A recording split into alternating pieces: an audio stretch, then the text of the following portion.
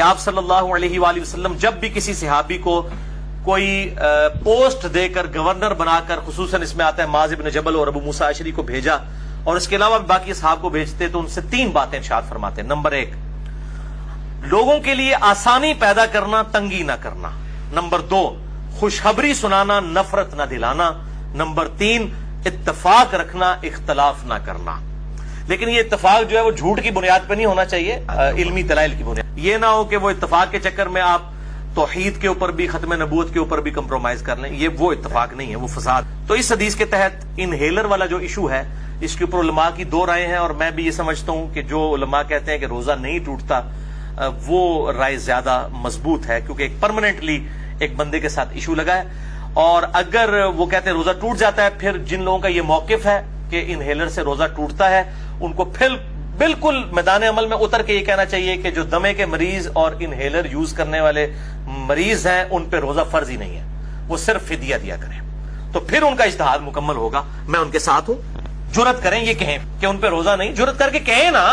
جب وہ انہیلر والا ایشو ہے تو وہ کبھی بھی روزہ نہیں رکھ سکتا، کیونکہ اس کے ساتھ پرابلم رہتا ہے کنٹینیوسلی، تو یہی کہیں کہ پھر وہ روزہ نہ رکھے، فدیہ دے، تو بالکل یہ اجتہاد بھی انڈورس ہوگا، اس کے اوپر کوئی فتویٰ نہیں ہوگا اگر کوئی اجتہاد کے ساتھ یہ معاملہ کرتا ہے۔ اسی کانٹیکسٹ میں جو خون دینا ہے، ڈونیٹ کرنا ہے، بلڈ کوئی دے کسی کو، اپنا خون نکالے، تو ظاہر ہے وہ نکل رہا ہے، اور وہ ابن عباس کا قول ہے کہ نکلنے سے کوئی چیز روزہ نہیں ٹوٹے گا۔ تو اس حوالے سے بخاری و مسلم کی ایک حدیث ہے مشکات میں 2002 کہ ابن عباس کہتے ہیں کہ نبی صلی اللہ علیہ وآلہ وسلم احرام کی حالت میں بھی اور روزے کی حالت میں بھی الحجامہ یعنی پچھنے لگوایا کرتے تھے، جسے ہم کپنگ کہتے ہیں، یہ طریقہ علاج ہے جس میں خون نکالا جاتا ہے۔ تو روزے کی حالت میں آپ صلی اللہ علیہ وآلہ وسلم خون نکلوا لیا کرتے تھے، تو بلڈ ڈونیشن بھی اسی کے اندر آئے گی۔ اگر خون نکال لیا جائے جسم سے تو روزہ نہیں ٹوٹے گا۔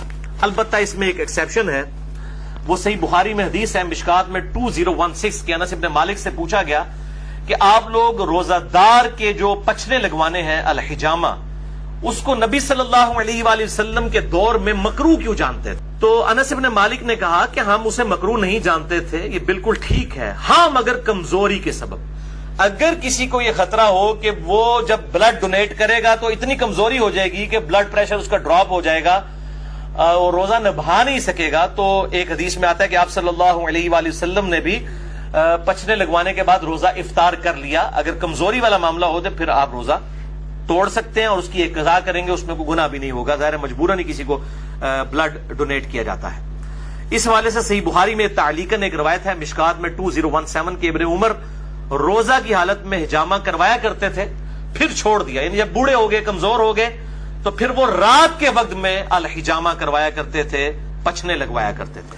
اب اسی پہ جو والا ایشو ہے وامٹنگ کا، الٹی کر دینا جسے ہم کہتے ہیں اپنی مادری لینگویج میں، وہ بھی ہوگا کہ اگر کسی پہ کمزوری طاری ہو جائے الٹی کرنے کے بعد تو ٹھیک ہے، وہ روزہ اپنا اسی وقت کھول لے، بعد میں ایک قضا کر لے، اور اگر اس کو خود بخود جو الٹی آئی ہے، آئی ہے، اس کے بعد وہ روزہ چلا سکتا ہے، چلائے، کوئی روزہ نہیں ٹوٹے گا، کیونکہ جسم سے چیز باہر نکلی ہے۔ صحیح بخاری 1938 کی ہیڈنگ تعلیقاً کہ نکالنے سے کوئی چیز روزہ نہیں ٹوٹے گا۔ کا مسئلہ جو ہے جامعہ ترمذی، سنن ابی داؤد اور مشکات میں 2008 ہے کہ نبی صلی اللہ علیہ وسلم کو ایک دفعہ آئی تو آپ نے روزہ افطار کر لیا، یعنی کھول لیا۔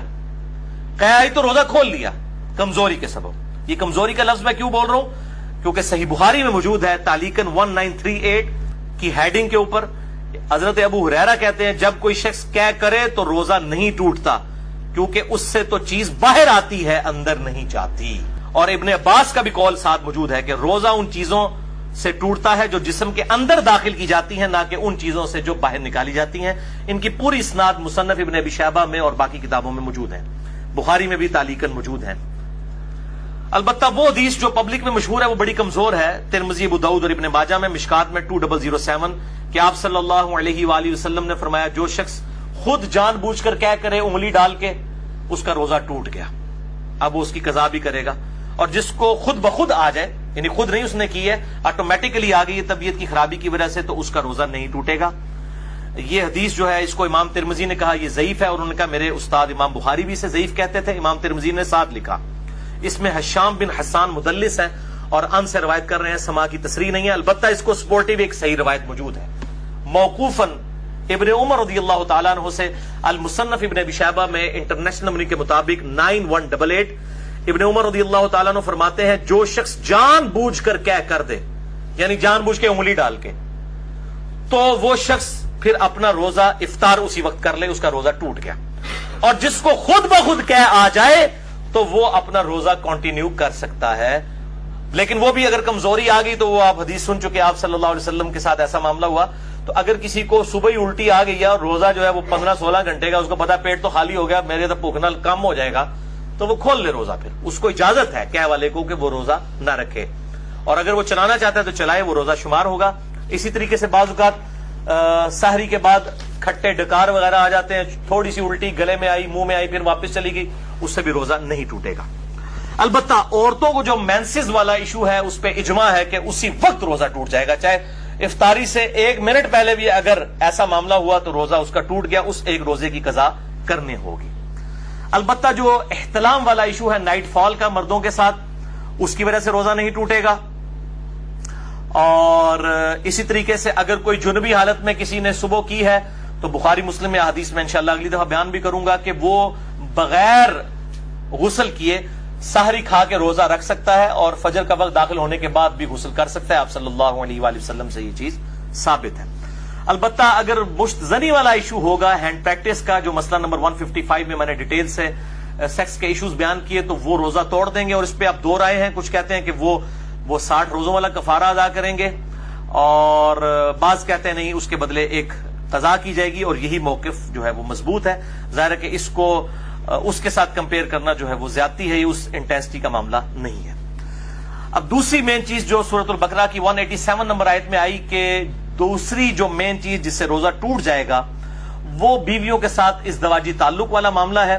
اسی کانٹیکسٹ میں بخاری اور مسلم میں حدیث ہے، مشکات میں 2000 نمبر ہے اس کا، کہ اما عائشہ رضی اللہ تعالیٰ عنہ کہتی ہیں کہ آپ صلی اللہ علیہ وآلہ وسلم روزہ کی حالت میں اپنی بیویوں کا بوسہ بھی لیا کرتے تھے اور گلے بھی لگا لیا کرتے تھے، لیکن آپ صلی اللہ علیہ وسلم تم سب سے زیادہ اپنی خواہش پر قابو رکھنے والے تھے. یعنی وہ اس سے زیادہ پھر آگے نہیں جاتے تھے کہ اگر کوئی اس سے بھی آگے چلا گیا اور ازدواجی تعلق قائم کیا پھر تو روزہ ٹوٹ گیا. تو یہ پرسن ٹو پرسن پھر ویری کرے گا. سنن ابی داؤد میں حدیث ہے، مشکات میں 2006، ایک آدمی نے آ کر آپ صلی اللہ علیہ وسلم سے پوچھا کہ کیا میں روزہ کی حالت میں اپنی بیوی کے ساتھ جو ہے وہ گلا لگانے والا معاملہ کر سکتا ہوں؟ تو آپ صلی اللہ علیہ وسلم نے اجازت دے دی. پھر ایک اور شخص آیا، اس نے یہی سوال کیا، آپ نے اجازت نہیں دی. اور حضرت ابو ہریرہ کہتے ہیں پہلا شخص جس کو اجازت دی تھی وہ بوڑھا شخص تھا، اور جو دوسرا تھا وہ جوان تھا، اس کو آپ صلی اللہ علیہ وآلہ وسلم نے اجازت نہیں دی.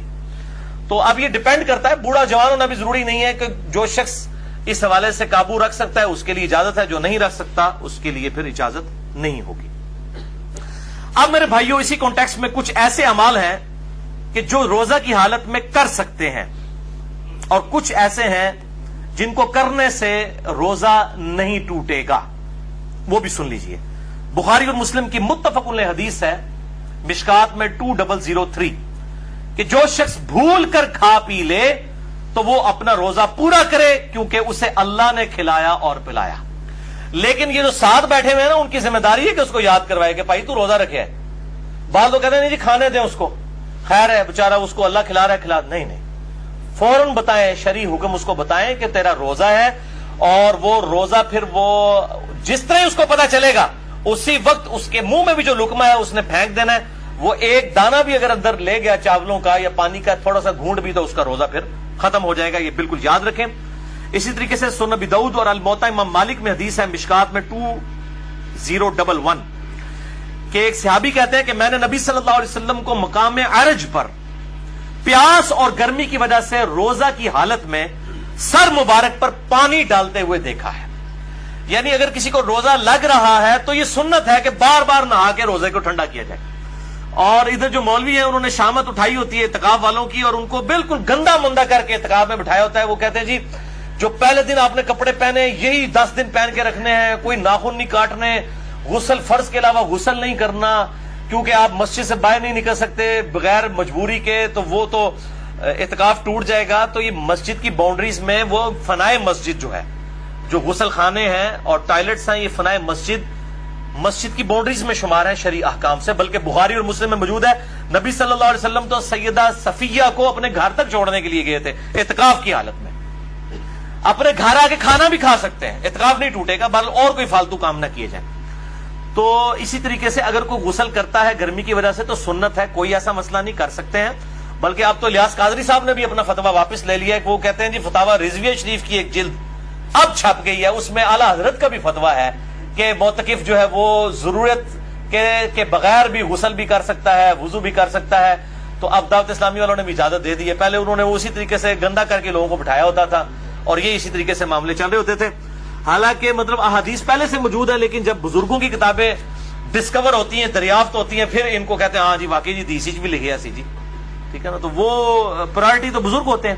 اسی طریقے سے صحیح بخاری میں تعلیقاً 1930 نمبر حدیث کی ہیڈنگ میں ہے کہ ابن عمر روزہ کی حالت میں گیلے کپڑے جسم پر ڈالا کرتے تھے. یہاں پہ بھی ہمارے پنجاب کے اندر رواج ہے، جب زیادہ گرمی ہوتی ہے لوگ رومال جو ہے وہ گیلا کر کے کپڑوں کو بھی گیلا کرتے ہیں. لیکن اس میں آپ اپنے کپڑے گیلے کریں. یہ لوگوں کے اوپر جو پانی پھینکتے ہیں اور کہتے ہیں جی کسی بڈھے تو پانی سے اٹھو تو بارش ہوتی ہے، یہ بالکل غلط بات ہے. اس طریقے سے کسی کے ساتھ یہ کام نہ کریں. اپنے ساتھ ضرور آپ کرنا چاہتے ہیں کریں، اور ایسا معاملہ بھی نہ ہو کہ آپ نے اتنے باریک کپڑے پہنے ہیں کہ آپ ان کو بالکل گیلا کر لیں اور آپ کپڑوں میں ہی ننگے نظر آ رہے ہوں. یہ اس چیز کا بھی اہتمام کرنا چاہیے. جامعہ ترمذی، سنن ابی داؤد، سنن نسائی اور ابن ماجہ میں حدیث ہے مشکات میں 405 کہ آپ صلی اللہ علیہ وآلہ وسلم نے فرمایا روزہ کی حالت کے علاوہ ناک میں خوب پانی چڑھاؤ، غسل میں بھی اور وضو میں بھی، لیکن روزے کے علاوہ. کیونکہ روزے کی حالت میں اگر ناک میں آپ نے اوپر تک پانی پہنچایا تو اگر کسی کا غسل فرض ہے تو وہ بس نارملی ناک کو جتنا آسانی سے جاتا ہے اوپر تک، بہت اوپر نہ چڑھائے، کیونکہ اگر دماغ تک پانی پہنچ گیا اور حلق میں ایسا پہنچا کہ اندر چلا گیا، دونوں صورتوں میں روزہ ٹوٹ جائے گا. وضو، غسل، تیمم اور استنجا کے اوپر مسئلہ نمبر 42 میرا اہل سنت پاک.com ہماری ویب سائٹ پہ دیکھ سکتے ہیں. اب میرے بھائیوں کچھ اہم فقہی مسائل جلدی جلدی کور کر دوں. صحیح بخاری میں 1930 سے لے کر 1938 تک یہ جو کل 9 احادیث کی ہیڈنگز کے اندر امام بخاری تعلیقاً لے کر آئے ہیں اور مکمل اسناد اس کی المصنف ابن ابی شیبہ میں موجود ہیں بڑی ڈیٹیل کے ساتھ، اور اکثر چیزوں کے اوپر تو ان پہ اجماع ہے. نمبر 1 صحیح بخاری میں تعلیقاً ہے، عامر بن ربیعہ کہتے ہیں کہ نبی صلی اللہ علیہ وآلہ وسلم کو میں نے روزے کی حالت میں اتنی دفعہ مسواک کرتے دیکھا ہے کہ میں شمار بھی نہیں کر سکتا. تو روزہ دار مسواک بھی کر سکتا ہے، ٹوتھ برش بھی کر سکتا ہے، لیکن ٹوتھ پیسٹ سے اجتناب کرے. اس میں ٹیسٹ والا معاملہ ہے اور اس کے ٹیسٹ کو مسواک کے اوپر قیاس نہ کرے. البتہ اگر کوئی ٹیسٹ والا معاملہ کر بھی لیتا ہے تو روزہ نہیں ٹوٹے گا، کیونکہ جب تک حلق سے نیچے نہیں جاتا روزہ ٹوٹے گا نہیں. بچنے